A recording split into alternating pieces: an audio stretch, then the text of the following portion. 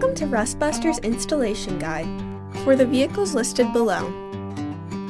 Before we begin, if you're uncomfortable with any of the processes listed in this guide, we strongly suggest you seek the work of a professional. Ensure you have all the tools and utilities listed and that you're following all the manufacturer's safety precautions during use. Step 1. Disconnect your vehicle's battery and inspect for potential fire hazards such as leaking fuel lines and engine components. Prepare or remove these before starting.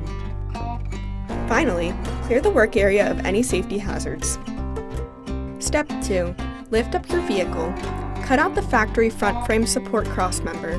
You can cut the crossmember in half to make it easier to remove. Step 3. Remove the clips off the top of the crossmember. Then, grind the frame free of rust and debris, followed by painting the part with a weldable primer to help prevent the risk of rust formation. Step 4. Hold the part up to the frame and line it up where the factory crossmember was originally. Following proper welding procedures, tack weld the part onto the frame before welding it on fully. Finally, coat the part and work area with a primer or other rust inhibitor to help prevent or reduce the risk of rust formation. Replace the clips that were taken off the top of the crossmember. Then you're done!